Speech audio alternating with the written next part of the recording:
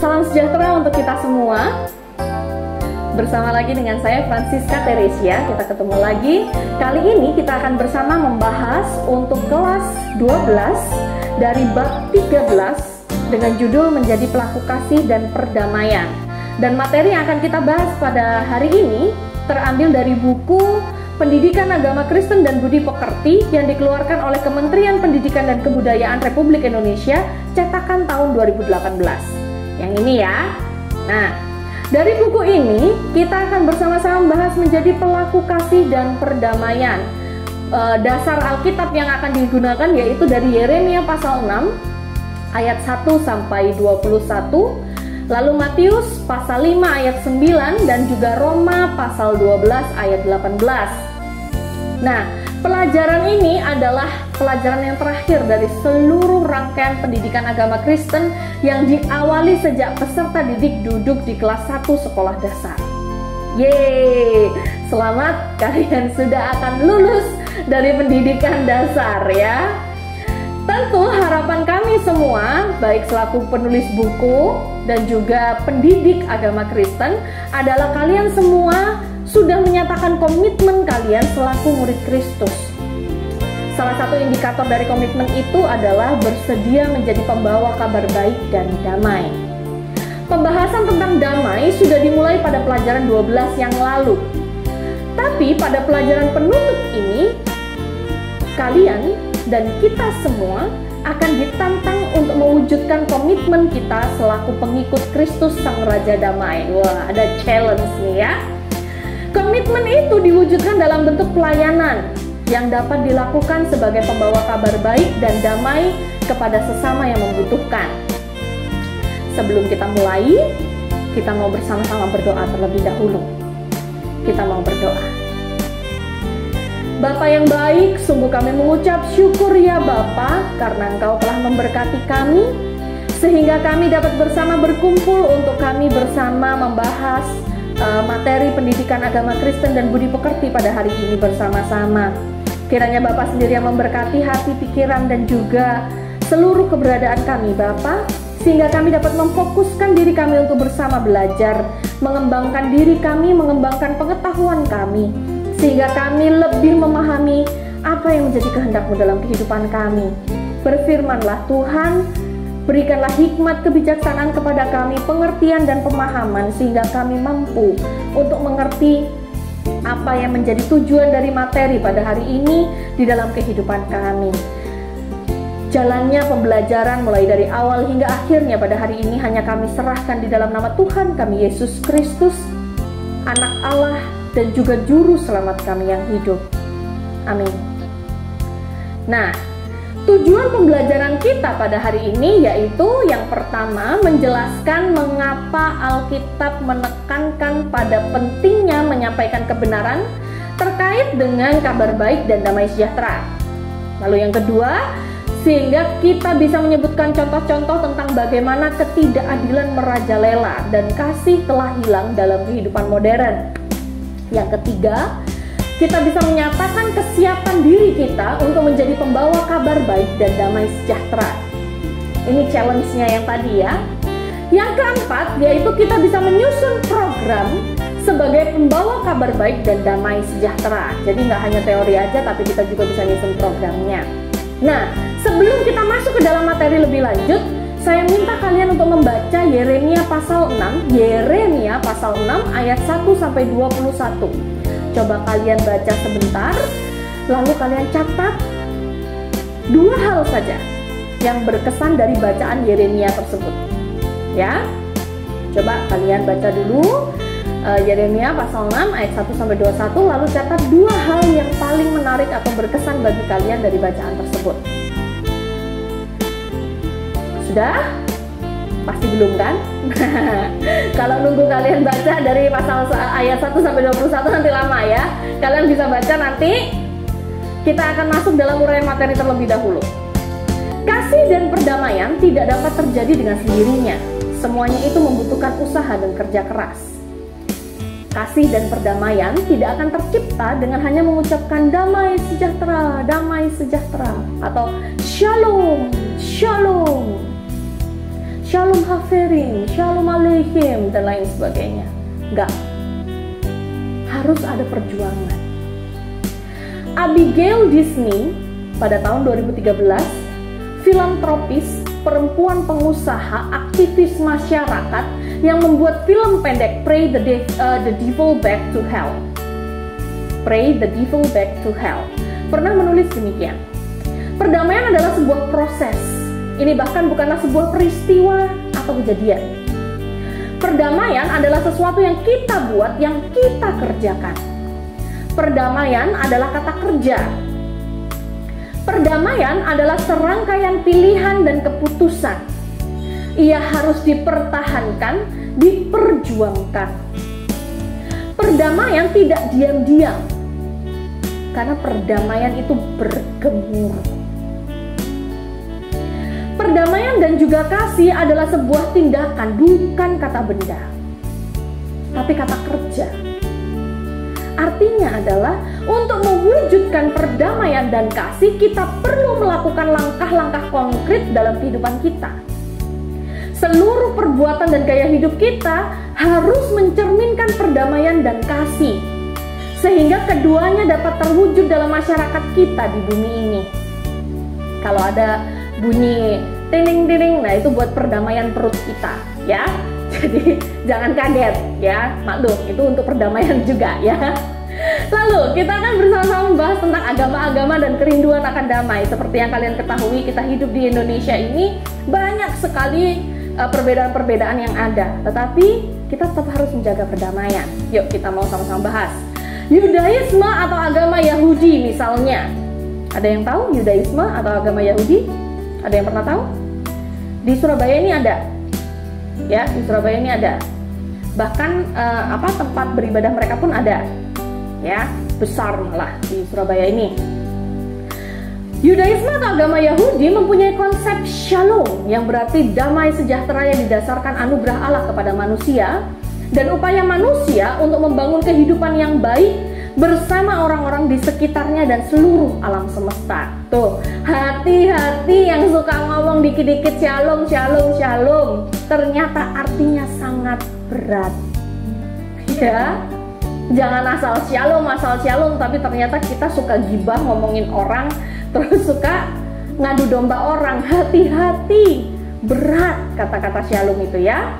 Nah, supaya kita semua paham ya bahwa kata shalom itu sangat berat artinya.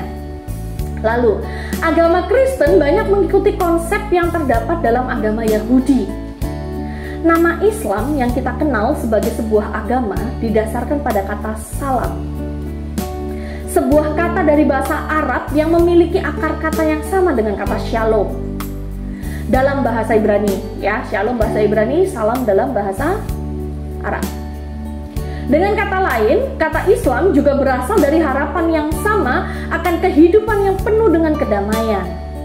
Dalam agama Hindu, para pemeluknya saling mengucapkan salam Shanti, Shanti, Shanti, yang artinya adalah damai, damai, damai.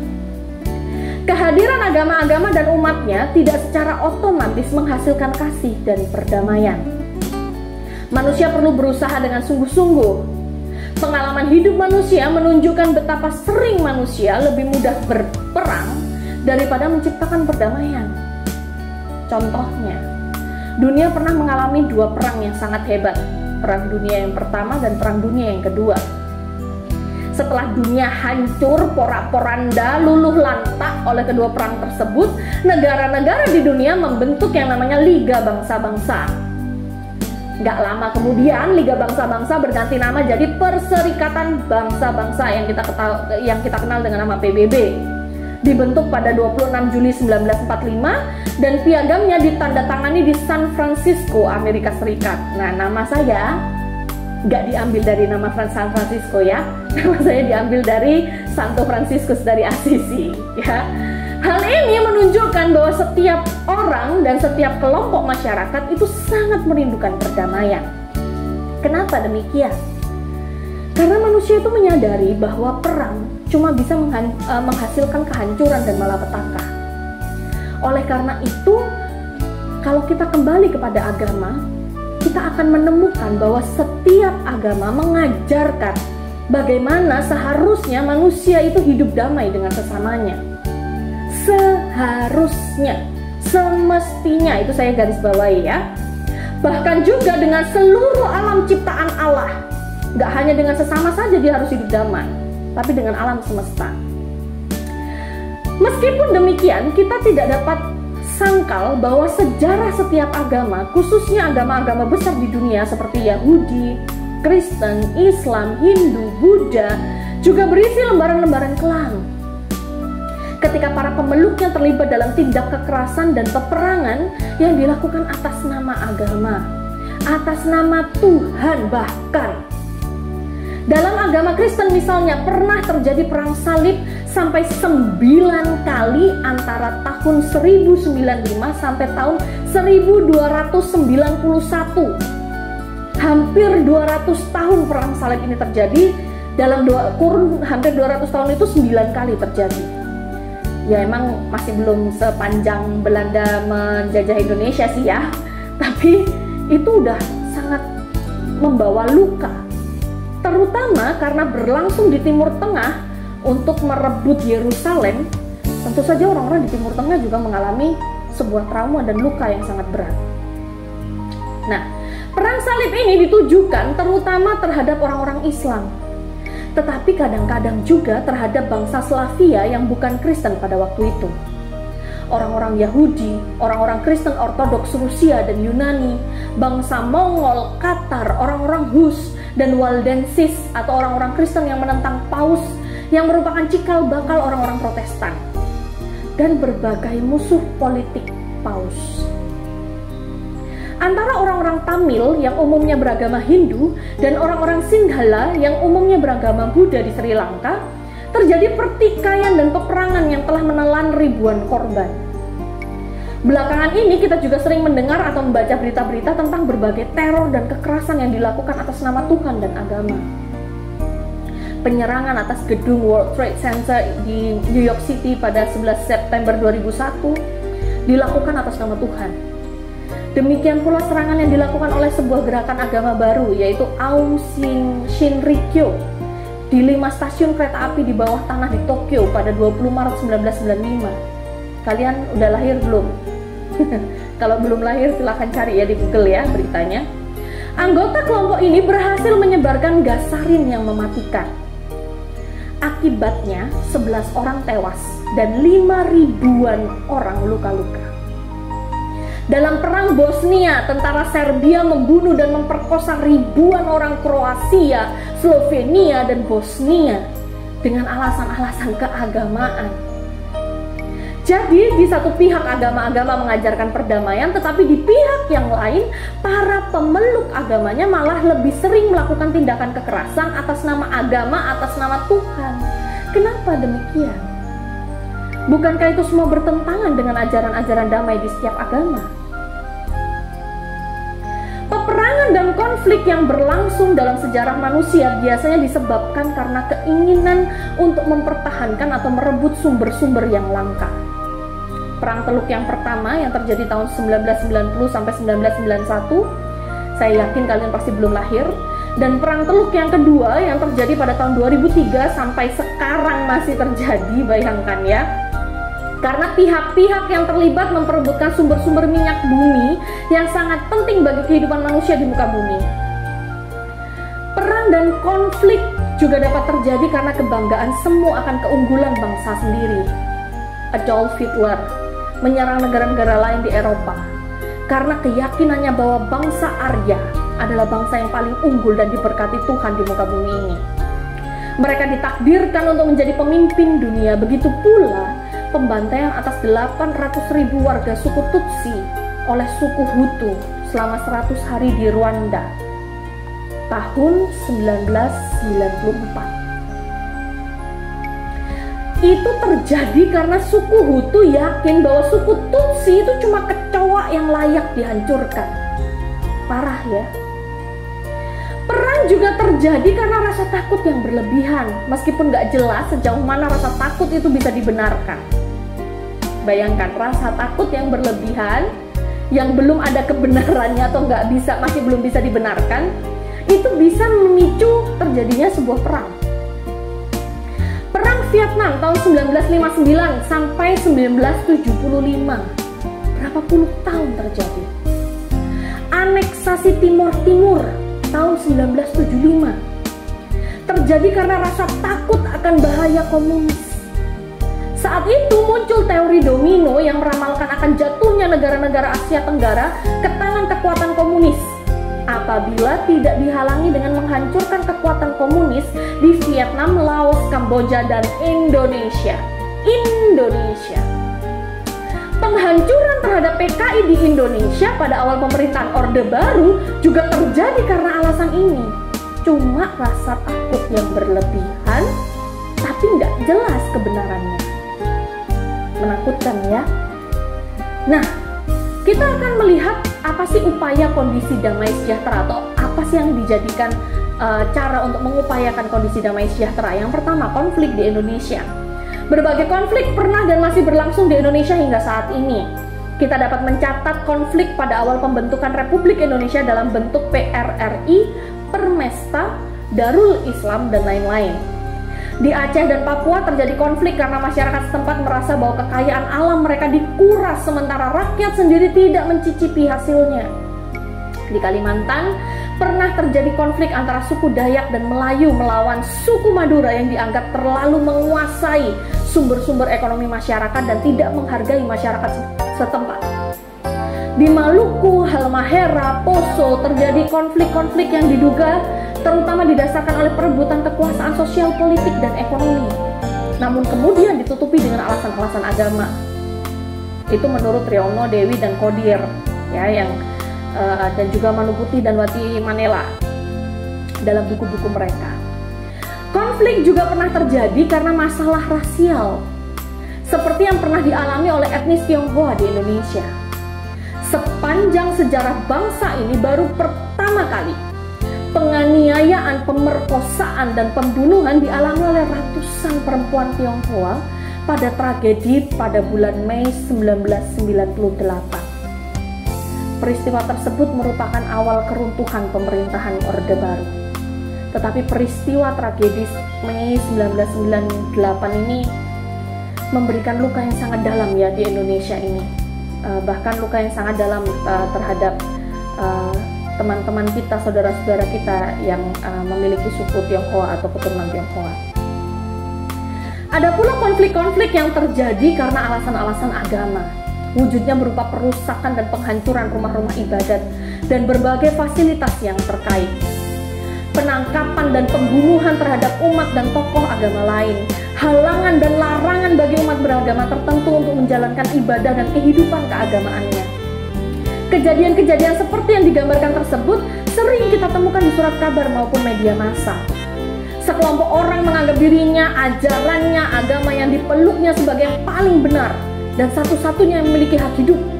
Sementara yang lain itu kudu tutup, dilarang, bahkan kalau perlu hancurin aja kehidupan atau kehadiran orang lain yang berbeda ras, suku, bahasa, kelas sosial, agama, pemikiran, pendapat, dan segala sesuatu yang berbeda seringkali memang menimbulkan rasa gelisah dan rasa terganggu.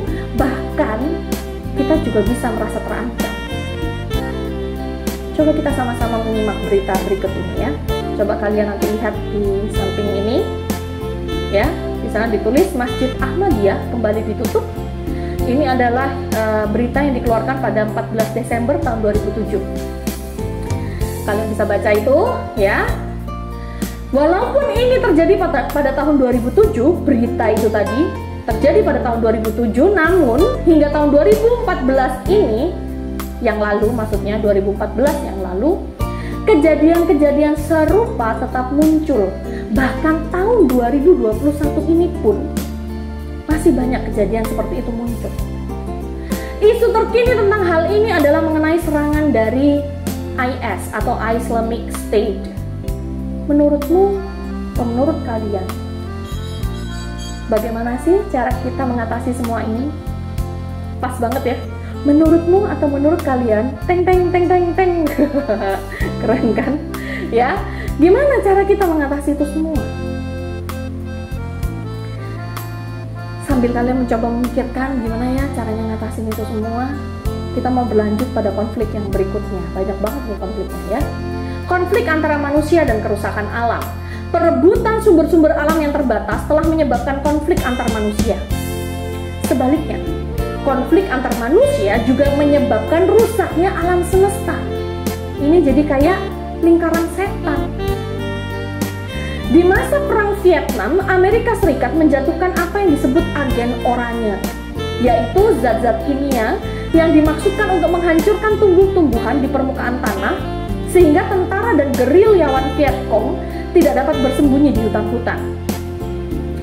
Agen oranye ternyata tidak hanya mematikan pohon-pohon dan semak, tetapi juga mengakibatkan kerusakan pada manusia. Banyak orang yang dilahirkan dengan cacat tubuh dan wajah karena pengaruh agen oranye yang masuk lewat ibu yang mengandung mereka. Ancaman yang paling hebat yang dihadapi umat manusia adalah bom nuklir, yang kini semakin luas penyebarannya di seluruh dunia. Bom nuklir yang kekuatannya ribuan kali bom atom dijatuhkan di kota Hiroshima dan Nagasaki berpotensi menghancurkan manusia, hewan-hewan, tumbuhan, dan seluruh alam semesta kita. Kini bom nuklir pun ditemukan di negara-negara Amerika Serikat, Rusia, Perancis, Inggris, Tiongkok, India, Korea Utara, Pakistan, dan juga Israel. Kemungkinan Iran juga memilikinya, walaupun belum diberitakan secara resmi. Bagi bangsa Indonesia, ancaman lain dari konflik yang terjadi dan tidak diselesaikan dengan baik atau dengan adil dan tidak memihak adalah kehancuran negara dan bangsa yang pluralistik ini. Keberadaan bangsa kita yang sejak awal pembentukannya disadari harus mengakomodasi semua perbedaan sangat ditentukan oleh kesediaan kita untuk mengakui semboyan bangsa kita, yaitu Bhinneka Tunggal Ika. Tanpa kesediaan ini akan sulit bagi bangsa kita untuk terus melangkah sebagai suatu kesatuan yang utuh. Saya harap kalian masih ingat ya tentang Bhinneka Tunggal Ika artinya apa ya. Nah, mungkin kalian bisa lihat di gambar di samping ini. Itu adalah contoh wajah seseorang perempuan Vietnam yang cacat karena agen oranye. Gitu ya. Yang ketiga, dialog antariman atau dialog antar iman. Sebuah cara yang sangat baik untuk membangun saling pengertian dan saling menerima di antara masyarakat kita yang pluralistik ini adalah dengan ikut terlibat dalam kegiatan-kegiatan dialog antar iman. Dalam kegiatan ini melibatkan orang tua maupun muda untuk melakukan pertemuan-pertemuan dialogis maupun kerjasama dengan saudara-saudara mereka yang datang dari latar belakang etnis, suku, kelas sosial, dan keyakinan yang berbeda-beda. Di Jakarta, ada sebuah organisasi yang dinamai Wadah Komunikasi dan Pelayanan Umat Beragama yang didirikan dengan tujuan seperti di atas. Dalam situs internetnya dikatakan bahwa Wadah Komunikasi dan Pelayanan Umat Beragama atau WKPUB bertujuan untuk membangun persaudaraan yang sejati melalui kerjasama lintas agama dengan berbagai komunitas umat beragama, utamanya di wilayah Jakarta Timur dan sekitarnya. Wadah ini bergerak di tingkat akar rumput dengan berbagai kegiatan yang dapat langsung dirasakan manfaatnya oleh masyarakat.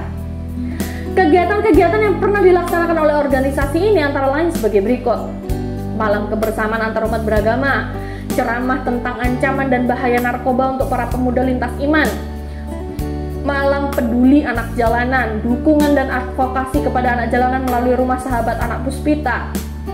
Itu merupakan kegiatan rutin setiap bulan. Lalu ada kegiatan live-in pemuda lintas iman dalam kerjasama dengan Yayasan Pancadian Kasih, pasar murah untuk warga masyarakat di Kecamatan Cakung, Jakarta Timur, penyaluran bantuan untuk para pengungsi asal Aceh dan Maluku di pesantren modern Darul Ihsan, Cariu, Bogor, penyaluran bantuan untuk korban kebakaran di RW 5 di Kelurahan Rawabunga, Jakarta Timur. Itu pasti udah lama banget ya, udah bertahun-tahun yang lalu. Diskusi antar pemuda lintas iman, serta tatap muka dengan tokoh-tokoh agama di Kecamatan Cakung, Jakarta Timur.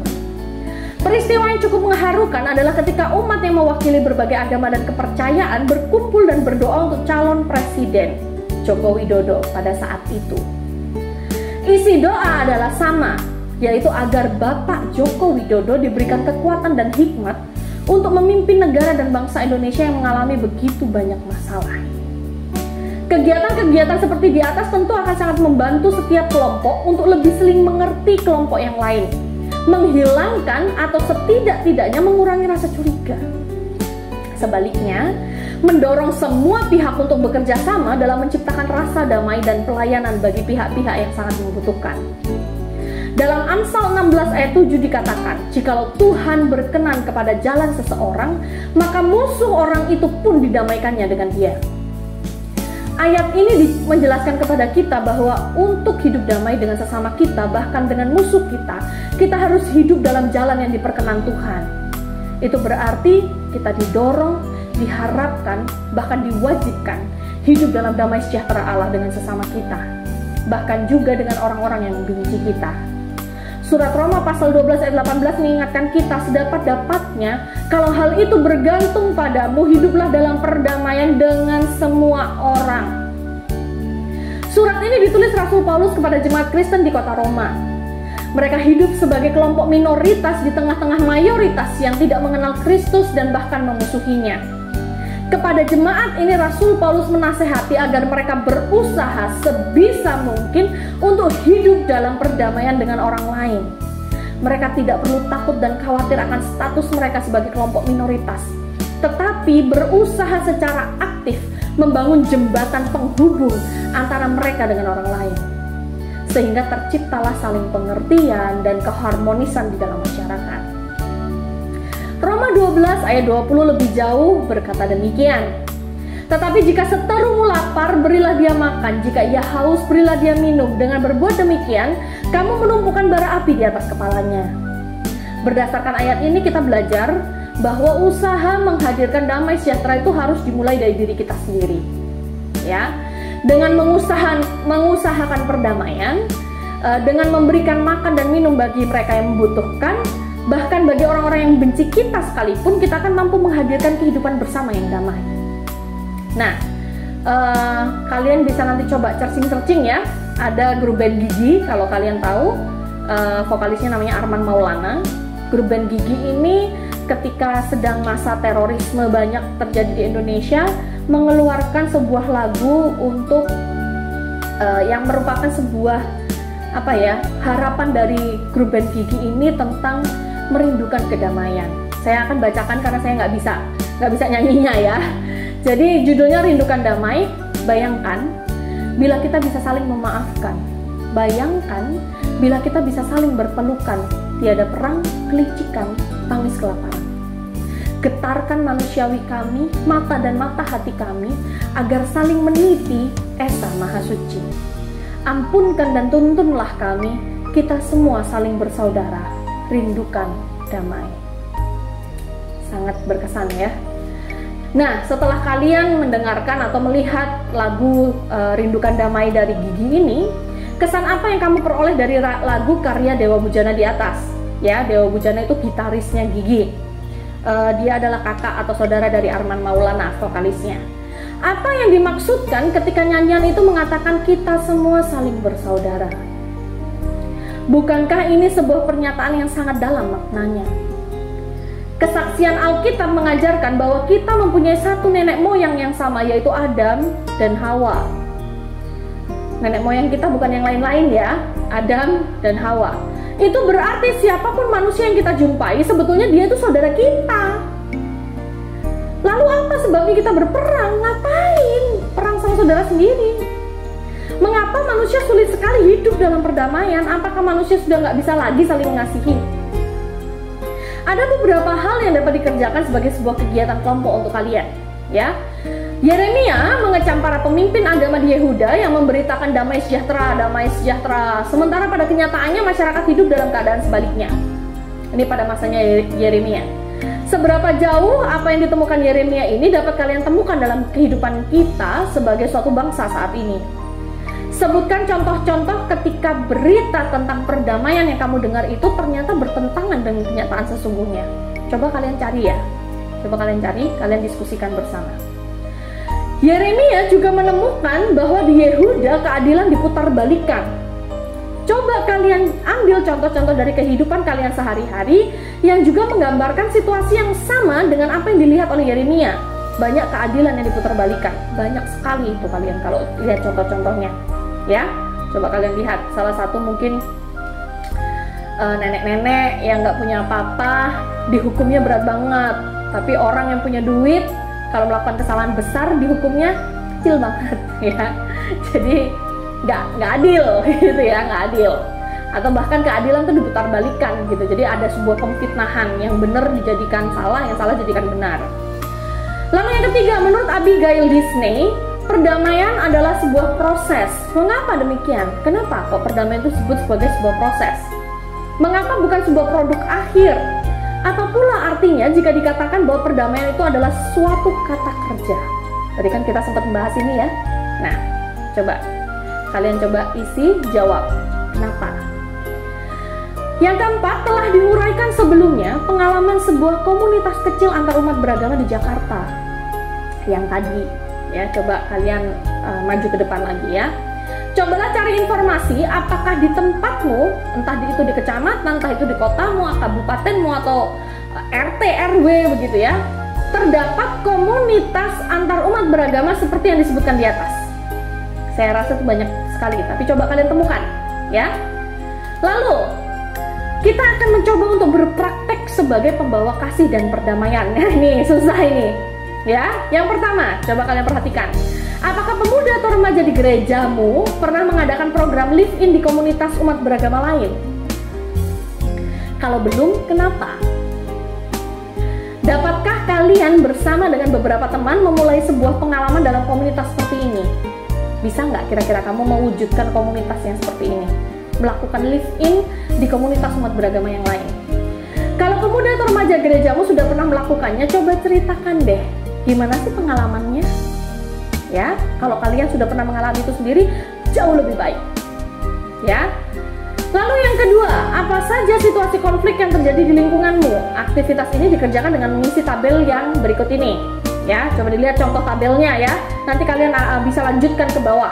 Boleh satu, boleh lebih dari satu, terserah. Contohnya, peristiwa tawuran antar pelajar. Wah, ini zaman saya SMP dulu suka nih kayak begini nih. Pihak yang berkonflik, siswa SMA X dan SMA Y.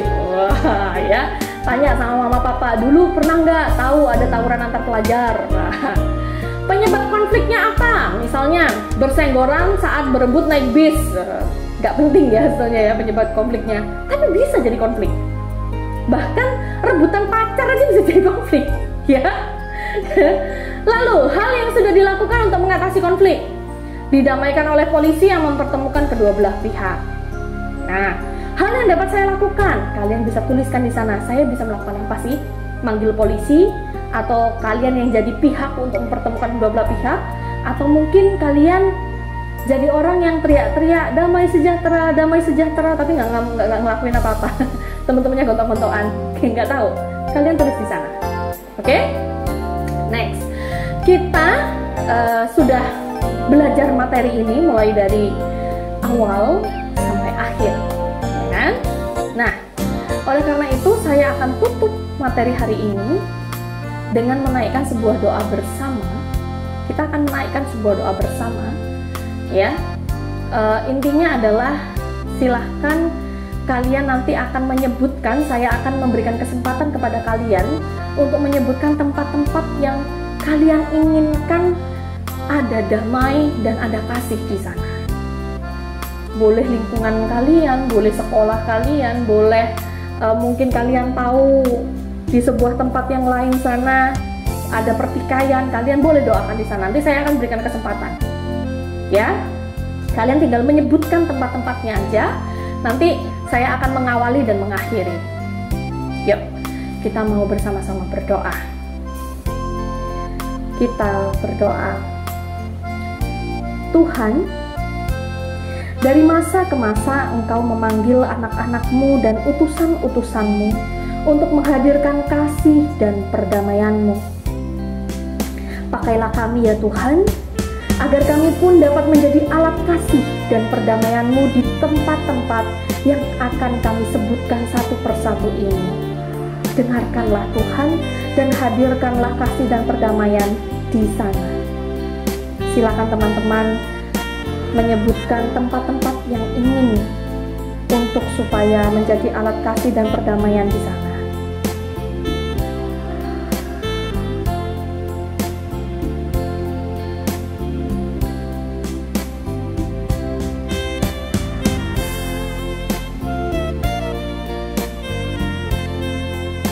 Dengarlah doa kami ya Tuhan, dan mampukanlah kami untuk menjalankan tugas dan panggilan-Mu ini.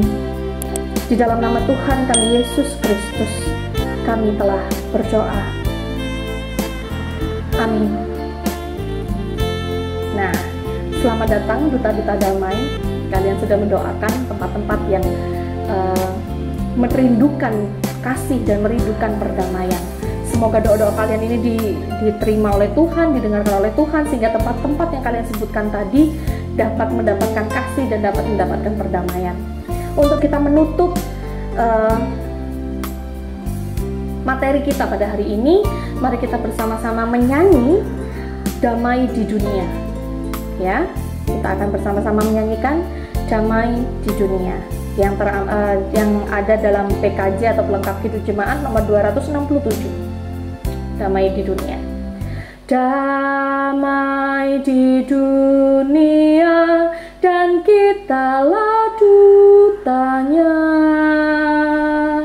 Damai sejahtera, amalkanlah maknanya.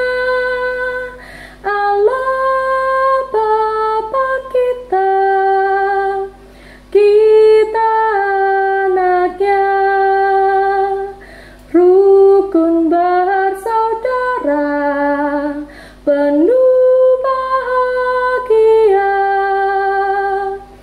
Damai di dunia dan inilah saatnya. Ucapkan ikrarmu, jalankan perintahnya. Setiap kata dan karya kita memuji namanya. Damai di dunia, kini dan selamanya. Ya, lagu itu mencerminkan bahwa kita harus menjadi duta-duta damai dimanapun kita berada. Saya akan membantu merangkumkan materi pada hari ini. Kasih dan perdamaian tidak dapat hadir dengan sendirinya. Kita perlu memulainya. Kita perlu mengembangkan kebiasaan hidup yang mewujudkan kasih dan perdamaian. Rangkaian konflik, kekerasan, dan kebencian di dunia perlu diputuskan. Membangun jembatan perdamaian dan saling pengertian adalah sebuah langkah konkret untuk mengusahakan terciptanya kasih dan perdamaian di dunia ini. Selamat menjadi duta-duta damai, selamat menghadirkan kasih dan perdamaian dimanapun kalian berada. Tuhan Yesus memberkati.